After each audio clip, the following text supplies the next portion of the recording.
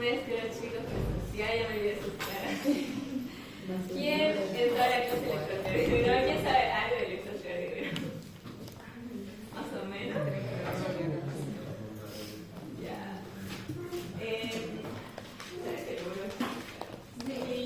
Sí.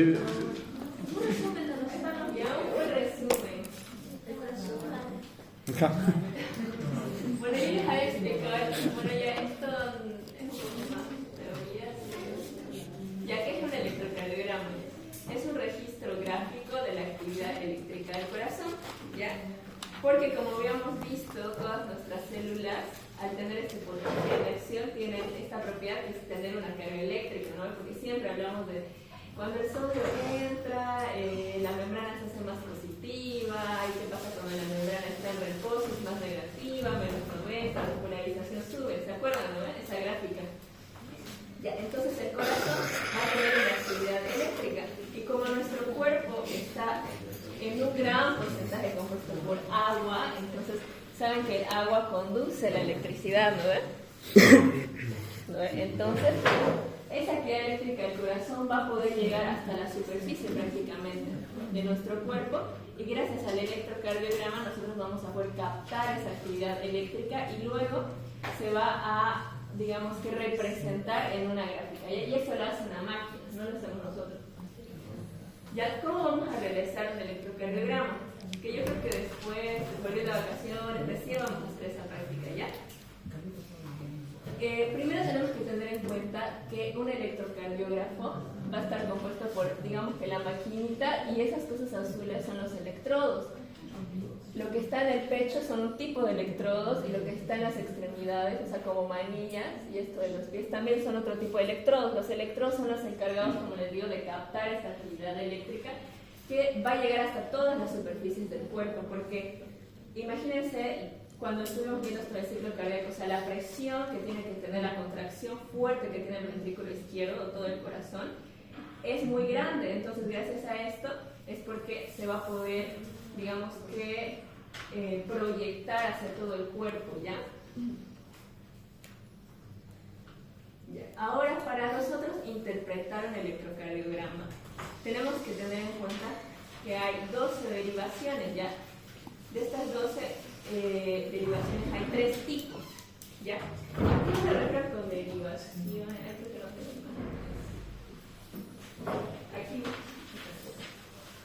Aquí, digamos, en esta imagen que ven aquí, cuando ustedes, digamos, les den un electrocardiograma, cuando hagamos la práctica del electrocardiograma, van a ver que sale un papelito, ¿ya? Y este es el papelito. Entonces, esas como letras o números azules que dice, digamos, 1, 2, 3, ABR, ABL, ABF, todo eso son derivaciones, ¿ya? Son las derivaciones que nosotros vamos a interpretar, y ahorita creo que les voy a explicar mejor para que me entiendan, ¿ya? Entonces, hay 3 tipos de derivaciones que nosotros vamos a ver en este papelito que nosotros tenemos que interpretar, ¿ya? Son las derivaciones bipolares, unipolares y precordiales, ¿ya? Ahora podemos igual identificar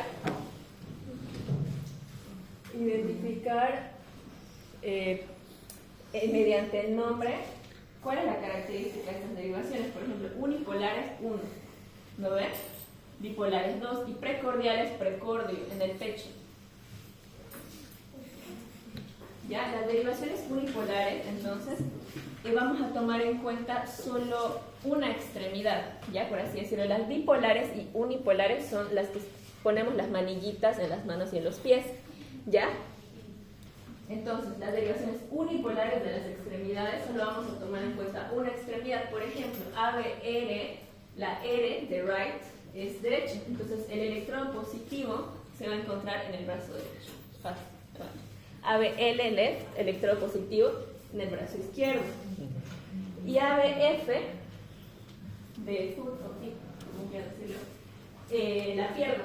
¿Y por qué? ¿En qué pierna? Nosotros no vamos a utilizar la pierna derecha, en general se utiliza la pierna izquierda, porque cuando les expliqué, o sea, el corazón cuando se despolariza tiene una dirección, ¿no? Le dice hacia la izquierda y hacia abajo, entonces ¿hacia dónde va a ser? Hacia la pierna izquierda.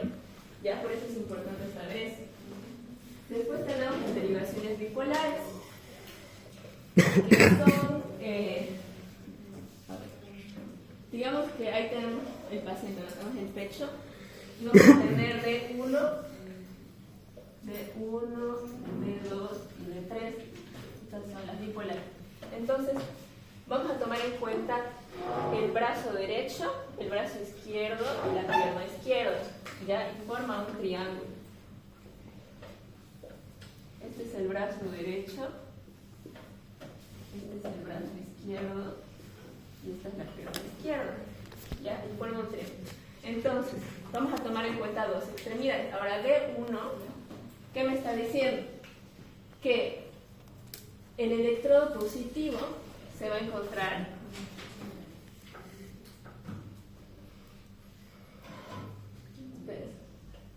este es positivo en el brazo derecho, ¿por qué está hecho con esto? Porque dice brazo izquierdo.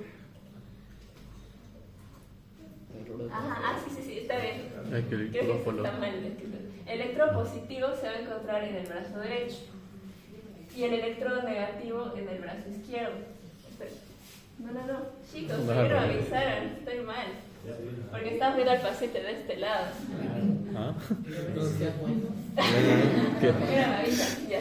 Entonces, el electrodo positivo. Estoy viendo a mi paciente así, ¿no? Entonces, mi electrodo positivo, como les dije, el vector va hacia la izquierda y hacia abajo. Entonces, el positivo, primero, solo voy a tomar en cuenta dos extremidades, brazo derecho y brazo izquierdo. Hacia la izquierda el positivo y el negativo hacia el derecho. Ya, ese es el D1. Entonces, este es mi D1. Ahora, mi D2 va a ser este. ¿Ya? Entonces, el electrodo positivo hacia la pierna izquierda y el negativo en el brazo derecho. Entonces, si se dan cuenta ya, en el brazo derecho prácticamente nunca va a estar el lado positivo, ¿ya? Porque yo no lo necesito, porque mi vector, o sea, mi electricidad del corazón está yendo hacia la izquierda y hacia abajo. Y finalmente, el D3, el electrodo positivo va a ir hacia la pierna izquierda y el negativo al brazo izquierdo. ¿Ya? Entonces, este es mi triángulo, este triángulo se llama triángulo de Hidove.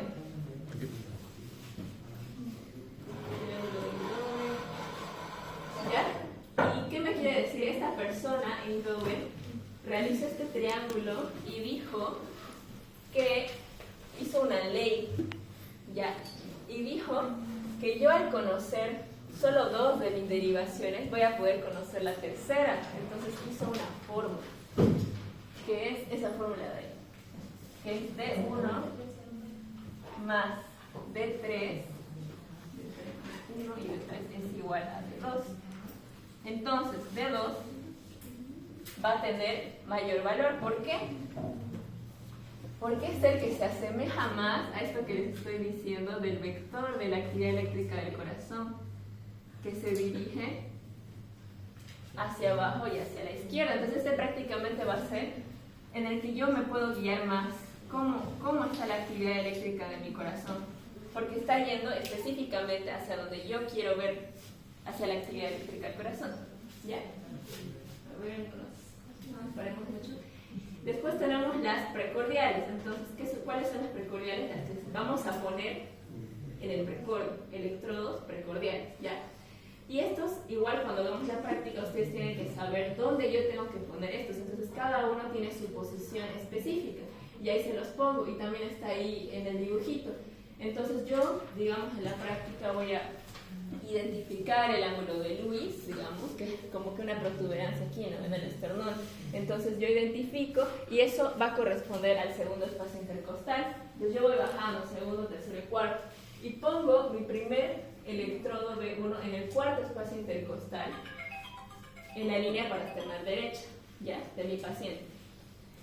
Luego B2 en la izquierda y luego voy bajando. Primero voy a poner B1, B2 y me voy a saltar a B4, ¿ya?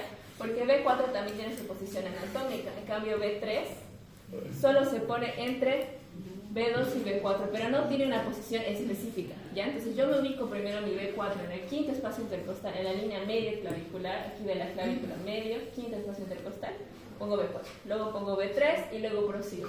B5 igual en el quinto espacio intercostal en la línea axilar anterior y B6 en la línea axilar media, ¿ya? Entonces todo esto esto va a estar lleno de electrodos en mi paciente.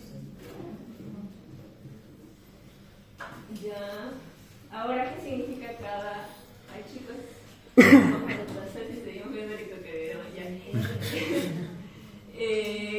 Ya solo te explicaste. ¿Qué significa cada onda? Eso saben, ¿no? Sí, polarización de las aurículas.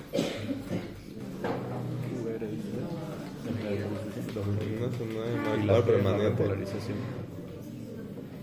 Marcador permanente más. P es antes de la contracción ventricular, QRS antes de la contracción ventricular y T es cuando se repolariza y se relaja el ventrículo. Ajá. Todo, eso sí son antes de que ocurra cada cosa. Y la La QRS y T, la QR y S es la contracción ventricular. O sea, es la despolarización antes de que se contraiga el ventrículo.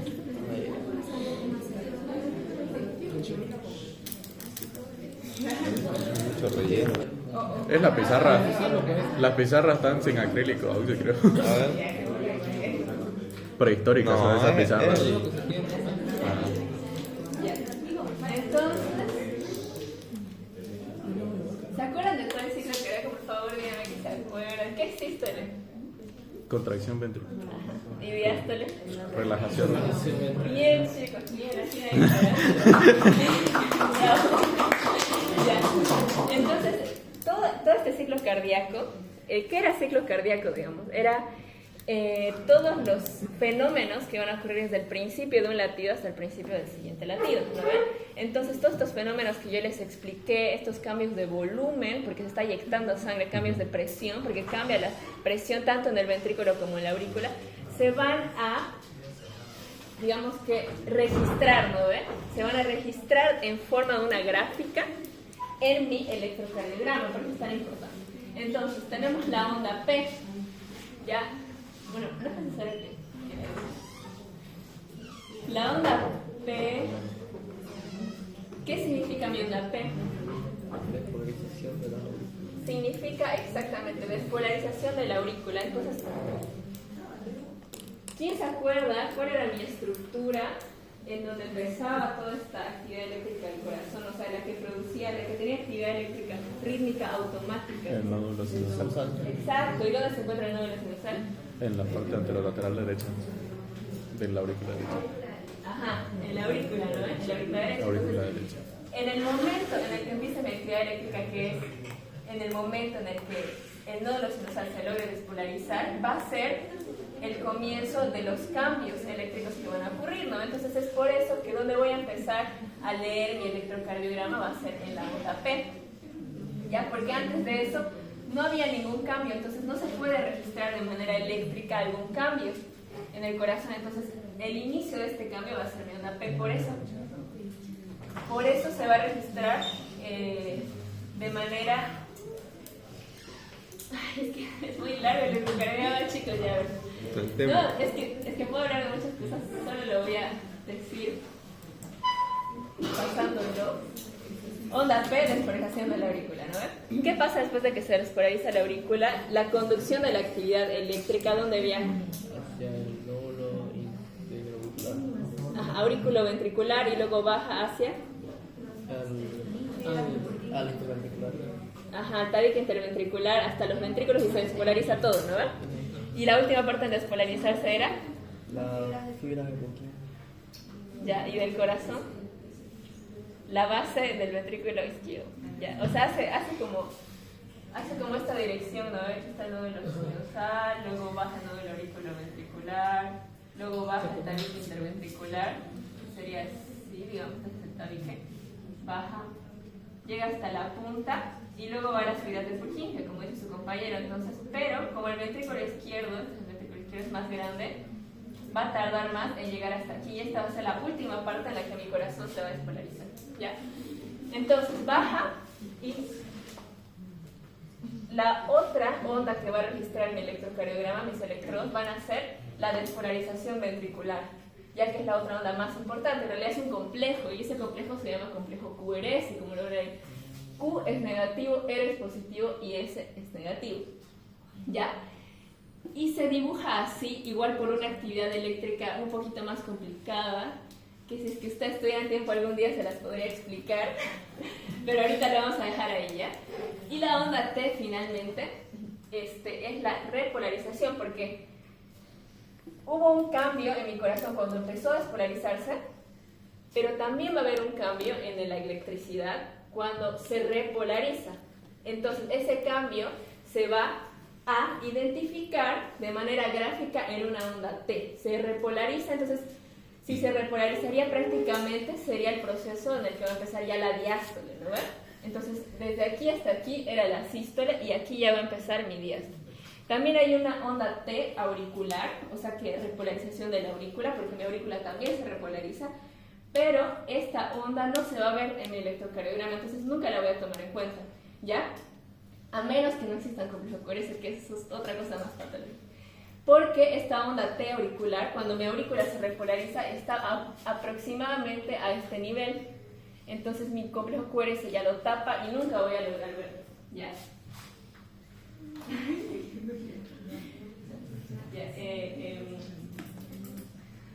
Esto para la siguiente. Con más calma. Vamos a la práctica.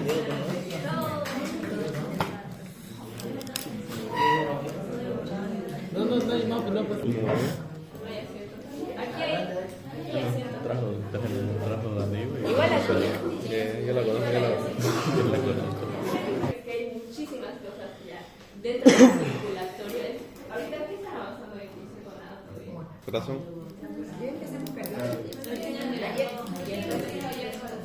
Ya después del cardíaco no sé si van a lograr avanzar circulatorio, ya, pero el circulatorio igual es un tema muy amplio, igual que el cardíaco. Entonces, se nos debe simplificar, ¿ya? ¿Qué entonces es la presión arterial? Ya.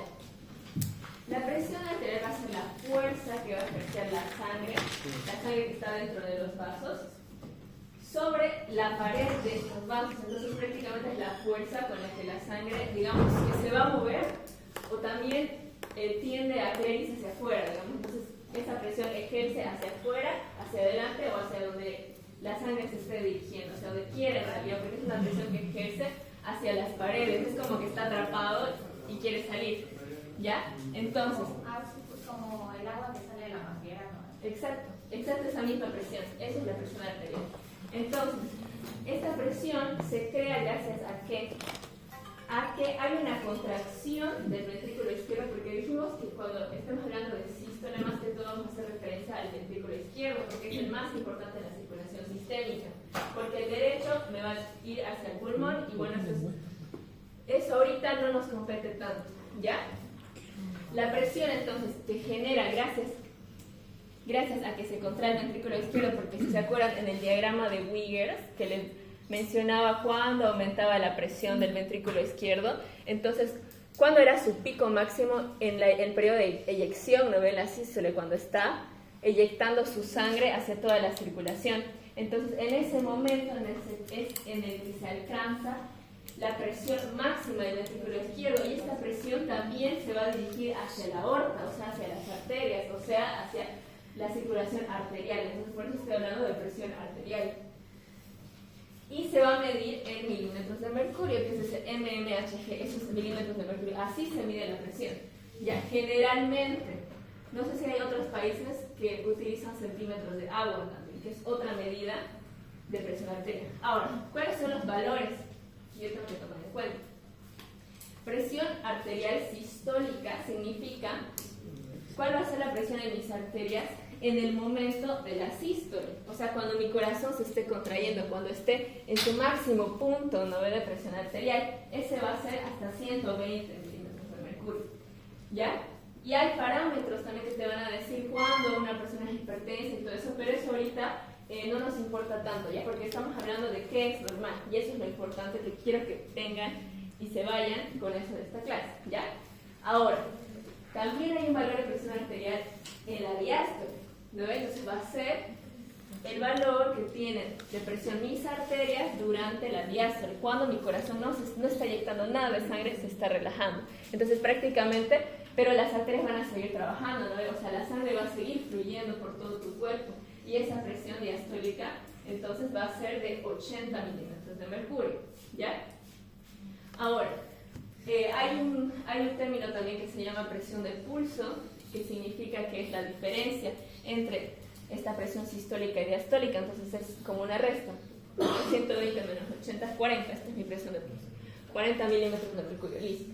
Y la presión media va a ser, o sea, presión media se refiere no a un promedio de 120 más 80 entre 2, no, sino sería como que medir milisegundo por milisegundo cuánto está la presión y recién hacer un promedio de eso, ¿ya?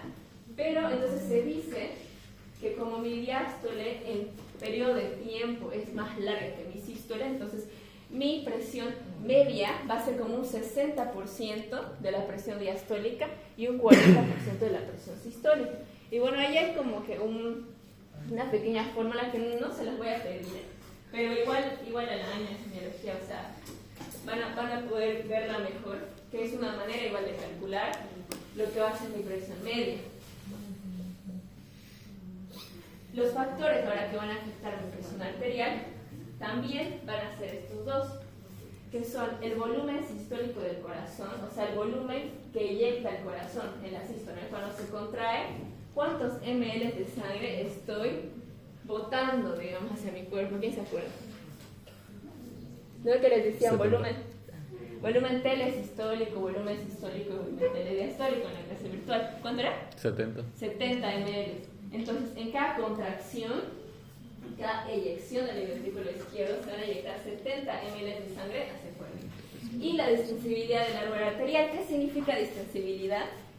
Es la capacidad que van a tener mis vasos de distenderse o contraerse, ¿ya? Entonces, prácticamente mis vasos también tienen como una función de almacenamiento. Las arterias no tanto, porque estas no tienen tanta capacidad distensible, no son tan distensibles. O sea, es como si se dilataran, ¿no ven? Si se dilatan y como que podrían almacenar sangre. Pero en cambio mis venas sí tienen mayor capacidad distensible, entonces mis venas se pueden agrandar y pueden como que contener más cantidad de sangre, ¿ya? Dos factores entonces. Y tampoco les voy a pedir esta ley, pero esto se encuentra en el guideline y es, como les digo, muy interesante. Y también me gustaría que lo pudieran aprender, ¿ya? Porque cuando estamos hablando de circulatorio, ahí en fisiología, lo combinan mucho con, digamos, que la hidráulica, ¿ya? Porque estamos hablando de un líquido. Entonces el líquido también tiene formas de comportarse. Entonces también hay fórmulas en las que yo puedo entender cómo se va a comportar la sangre dentro de mi cuerpo. ¿Ya? A ver, ¿qué puedo decir yo de esto? O sea, no les voy a dar valores, ni tienen que calcular nada. En realidad creo que nadie calcula esto, es peor si somos solo médicos. Pero ¿por qué es importante esta ley de Ohm? Porque me está diciendo qué factores se van a alterar para que se altere la presión arterial. O sea, me está diciendo que mi presión arterial es igual al volumen minuto cardíaco, significa eso, por la resistencia periférica de mis vasos. ¿Qué es la resistencia? La resistencia es como el impedimento al flujo sanguíneo. Ya, mi flujo sanguíneo es la cantidad de sangre que se va a dirigir desde un punto A, digamos, este es mi vaso. Digamos que este es mi vaso. La cantidad de sangre que se dirige de aquí, hasta un punto B, en un periodo de tiempo. Ya, eso es flujo sanguíneo, en un periodo de tiempo. La cantidad en un periodo de tiempo. Y mi resistencia periférica va a ser el impedimento, digamos que este es el flujo, y también va a haber una fuerza que le va a impedir pasar, digamos, como un obstáculo, digamos, ya. Entonces, pero eso es como que temas más de hidráulica, ya, pero es para que me entiendan un poquito más. Entonces, hay una resistencia, y esta resistencia, por ejemplo, podría ser esta capacidad que les digo que tienen los vasos de contraerse o relajarse. Esta resistencia podría ser, digamos, que mi vaso se haga más pequeño, así, que se contraiga. Entonces ya va a haber una mayor resistencia y va a afectar a mi flujo y también va a afectar a mi presión arterial. Entonces, ¿qué significa esto?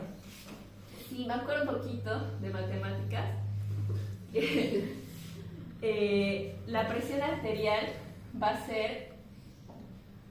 ¿cómo se dice? ¿Cómo era esa palabra? directamente proporcional. Directamente proporcional. O sea, parece un trabalengua, ¿ya? Pero ahorita te explico. Mi presión arterial es directamente proporcional a mi volumen cardíaco, o sea, al valor de mi volumen y al valor de mi resistencia periférica. ¿Qué significa directamente proporcional? Que si, digamos que esto es 1 y este es 2. Significa, y esto, mi presión arterial va a ser 2, ¿no ven? Significa que si uno de estos aumenta, digamos que esto aumenta, mi presión arterial va a aumentar. Entonces es directamente proporcional. Si el otro aumenta, igual digamos que ya no pongo 2, pongo un 10, va a aumentar igual. ¿No ven? Entonces eso significa directamente proporcional, ¿ya? Eso es lo que quiero que sepan. Y este volumen minuto cardíaco también es muy importante y también quiero que se vayan con esto de la clase porque lo van a ver igual al año en fisiopatología, en fármaco. Mi volumen minuto cardíaco va a estar determinado, va a ser, ¿qué me dice volumen minuto cardíaco? Es la cantidad de sangre que eyecta el corazón durante un minuto, ¿no? Aquí ya habíamos visto este volumen sistólico, que es solamente una contracción, pero durante un minuto tengo varios latidos. ¿Y cuánta sangre está eyectando mi corazón durante un minuto? Eso es volumen minuto cardíaco. Y esto se calcula volumen sistólico por frecuencia cardíaca. ¿Ya? Y yo sé estos dos valores. 58. ¿Ya? ¿Cuánto era el volumen sistólico? Sistólico 70 ml. 70 ml. ¿Y cuánto es mi frecuencia cardíaca? 0,083. En minuto, 72 latidos por minuto. Entonces, si yo multiplico esto, a ver, multipliquen cuánto le sale. 70 por 72. Ay. 5040. Ajá. Y digamos, un promedio, 5000. 5000 ml por minuto mi corazón eyecta hacia la circulación sistémica. Y este es un dato igual, ¿cómo se llama? Un parámetro muy importante que sí o sí igual tiene que saber. 5000 ml por minuto es mi volumen cardíaco minuto. O también se puede decir 5 litros por minuto. Anótense porque capaz les pueda preguntar en algún momento. ¿Ya? Y ya, ahora sí, para la práctica de presión vamos a utilizar dos métodos. ¿Ya? En realidad, en hospital, digamos, o lo que se les pide casi siempre es el método auscultatorio. Auscultatorio significa que yo voy a oír, ¿ya? ¿Y con qué voy a oír? Con el estetoscopio. Entonces, método auscultatorio, yo ausculto, que significa que oyo los ruidos para determinar la presión, ¿ya? Y el método palpatorio, voy a ayudarme palpando el pulso radial, ya que también hay una práctica de pulso y creo que igual se puede ver después. Entonces, cuando yo mido la presión, más o menos cómo es la cuestión. Más o menos cómo es la cuestión. Digamos que, o sea, ¿alguna vez han visto a una persona tomarse la presión, ¿no? Que le ponen algo aquí? Eso se llama brazalete. Ya, eso se llama brazalete. Ya, entonces yo voy a poner ahorita a mi compañero el brazalete. Ya les voy a enseñar cómo. Y este brazalete luego se infla. ¿Ya? Entonces se infla este brazalete porque ¿qué quiero que pase? Ya, digamos que este es mi hueso. ¿Ya? El úmero. Y aquí al lado va a estar la arteria humeral. ¿Ya? Entonces yo cuando hago que este brazalete se infle, voy a hacer que la arteria se comprima. O sea, se comprima hacia el hueso, digamos. Ahí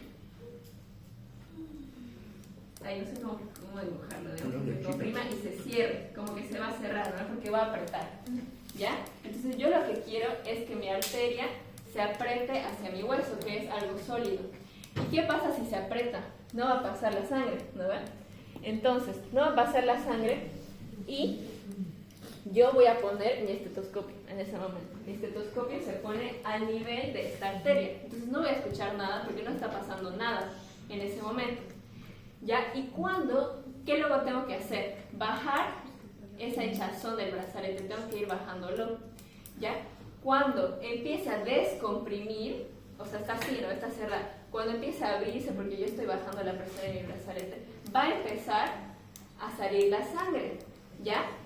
Y cuando empieza a salir la sangre, voy a empezar a escuchar un sonido en mi estetoscopio, que eso se llaman los ruidos de Korotkov, ¿ya?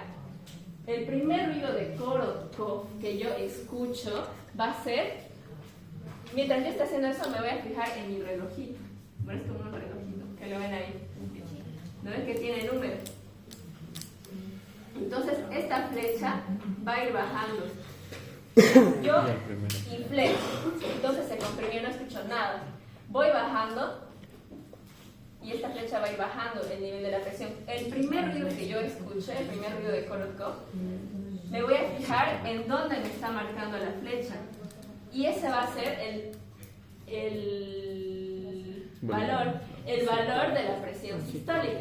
Exacto, entonces aquí presión arterial sistólica. Ese es el valor de la presión. Y luego se van a dar cuenta que se escucha fuerte primero, pum, pum, pum, y luego va a ir disminuyendo. Y el último ruido que yo escucho, esto va a ir bajando esta flecha, el último ruido que escucho, me voy a fijar igual dónde está mi flechita y va a ser el valor de la presión arterial diastólica. ¿Ya? Entonces eso es lo que vamos a hacer ahora. Y el método palpatorio, lo que yo voy a hacer es, no puedo escuchar nada, digamos que no tengo un estetoscopio. El método palpatorio es lo mismo, voy a comprimir la arteria, pero en vez de escuchar, lo que yo voy a hacer es palpar mi pulso radial. O sea, en el compañero yo voy a estar palpándole la arteria. Como está comprimida no va a pasar sangre, entonces yo no tengo que sentir nada cuando esté así. Voy desinflando y cuando empiece a sentir el pulso me tengo que fijar en mi relojito. Ese es el valor de la presión arterial sistólica. El método palpatorio solo sirve para identificar la presión arterial sistólica, porque luego ya no voy a saber cuándo cambió, ¿no? Porque yo no estoy escuchando nada. Ahora entonces en las partes del tensiómetro tenemos lo que es el brazalete, el relojito, cuando está en la mano se llama manómetro, tenemos la pera, que es esa cosita, o perilla también se llama, y la válvula o llave, que es lo que yo voy a utilizar para desinflar mi brazalete. Y también tenemos las partes del fonendoscopio, ¿ya? O estetoscopio, que eso también se las tienen que saber, porque también vamos a hacer es que hay muchas prácticas muy interesantes. Vamos a hacer una práctica de lo que son los ruidos cardíacos, ¿no? Cuando el doctor te pone su estetoscopio y te pone aquí, te escucha todo, eso también vamos a hacer, ¿ya? Y entonces también ahí tienen que saber cuáles son mis partes del estetoscopio, porque yo voy a ser doctor, ¿no? Entonces tengo que saber cuáles son los instrumentos que yo tengo y cuáles son sus partes. Entonces, las cositas se llaman olivas, ¿ya? Lo que prosigue, digamos, las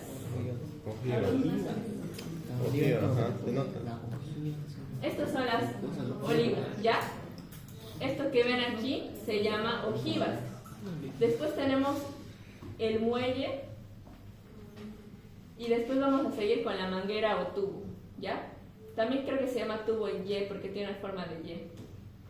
Entonces, seguimos con la manguera y luego tenemos en esta parte, dos partes en realidad. Tenemos lo que es la campana, que esta es la más gruesa, o membrana también se llama, ¿ya? Y la tubuladora, que es la más chiquita, ¿ya? Ahorita solo vamos a utilizar la campana o membrana, ¿ya?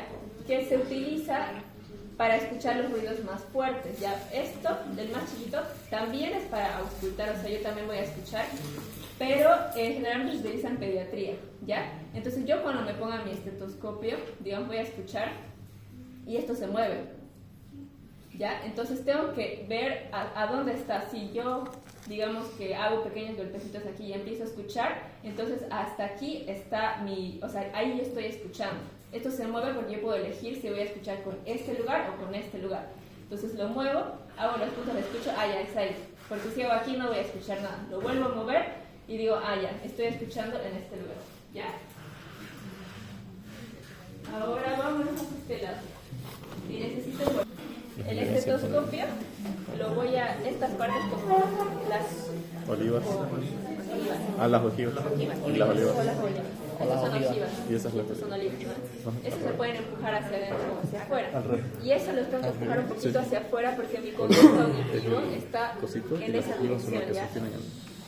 Entonces me las tengo que poner y voy a ver a dónde estoy escuchando. Ya. Entonces, ¿qué tengo que hacer? Ya. Cuando mido presión arterial, primero tengo que verificar si mi paciente no ha hecho ejercicio, no ha tomado café o no ha fumado tal vez 30 minutos antes de lo que yo le estoy tomando en la presión, ¿ya? Porque si no me va a salir un valor alterado y no va a ser el revés, ¿ya? Y también si es que comió, si es que tiene la vejiga llena, también pueden ser factores que me pueden alterar la presión arterial, ¿ya? Entonces por eso tengo que tener un poco de cuidado cuando hay personas que tienen hipertensión, ¿no? Cuando se les pide realizar estas medidas de presión arterial, se les pide que se midan más o menos 3 veces al día. Y es por esta razón también, porque cualquier cosita prácticamente que hagas en ese momento puede alterar, incluso si estamos aquí ahora y le doy una noticia fea a su compañero, eso también puede alterar mi presión arterial, ¿ya? Porque se activa el simpático y bueno, ustedes ahí y un poquito ya avanzaron con el doctor, ¿no? Ya. Entonces, ¿qué tengo que hacer? Tengo que ubicar el brazo de mi compañero, ¿ya? Entonces, tengo que ubicar mi pulso radial, que se encuentra aquí. Y digamos que mi pulso radial va a dirigirse hacia arriba. O sea, en realidad tiene una dirección descendente, ¿no? Es que va a la arteria axilar, luego se vuelve numeral y luego se vuelve radial, ¿no ves? Entonces, cuando es arteria humeral, porque esta arteria radial, cuando se encuentra aquí es la misma, solo que tiene un diferente nombre, se va a encontrar en estos dos lugares, ¿no ves? ¿Cómo se llama? ¿Alguien se acuerda? ¿En anatomía? ¿Cuál? Protuberancia canal humeral. ¿Nadie se acuerda? Ya. Ni modo. Entonces aquí, más o menos en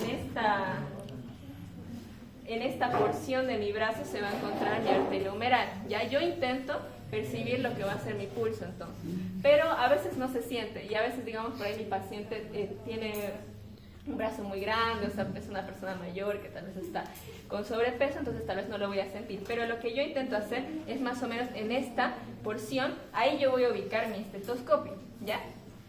Y antes de eso tengo que poner el brazalete. ¿Dónde se pone el brazalete? Ubico la flexión, 2 dedos, como mis dedos son chiquitos un poquito más arriba, entonces ubico 2 dedos, ahí digamos.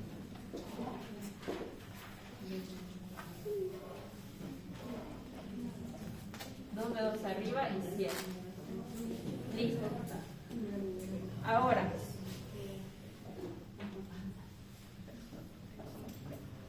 lo que voy a hacer es poner entonces mi estetoscopio aquí y voy a empezar a inflar. Bueno, la teoría dice que tiene que inflarse, digamos, hasta 180 milímetros de mercurio.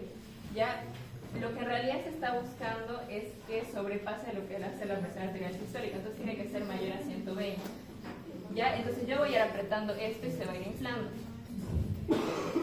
¿Ya? Entonces, no haga mucho ruido.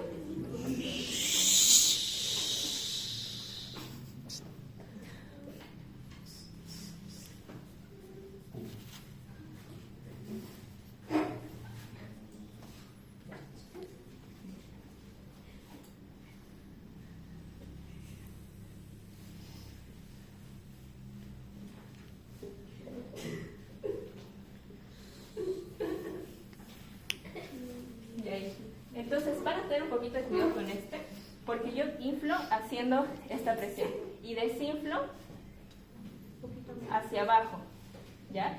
Esto lo van a dejar así hacer y tienen que hacer este movimiento para que empiece a desinflar y es poquito a poquito, ya para que vayan escuchando un poco mejor. Entonces, cuando se fue bajando yo empecé a escuchar más o menos en 130, digamos, empecé a escuchar un sonido que se escucha tuc, tuc, tuc. Y lo bajé muy rápido, pero el último sonido que yo escuché era aproximadamente entre 100 y 90, ¿ya? Entonces yo diría que mi presión arterial sistólica es aproximadamente de 130 y mi presión arterial diastólica es aproximadamente 95, digamos. Entonces estaría en un parámetro relativamente normal, ¿Ya? Ahora, cuando yo tengo dudas de si lo hice bien o si lo hice mal, entonces yo puedo volver a tomar la presión y puedo volver a tomar en realidad en los dos brazos, ¿ya? En los dos brazos se debería tomar y no tiene que haber una diferencia de más de 10 milímetros de mercurio de diferencia en cada brazo. Yo puedo volver a tomar, pero tengo que esperar unos 30 segundos más o menos a que como que se normalice, digamos, mi presión en la persona, porque si yo estoy apretando todo el tiempo mi arteria, eso no está bien, ¿verdad? ¿Alguna duda? No. Ahora aquí hay un tensiómetro, entonces pueden venir aquí, los que trajeron, entonces consíganse una parte. Yo tengo otro también, así que los que no tienen, díganme para que les den.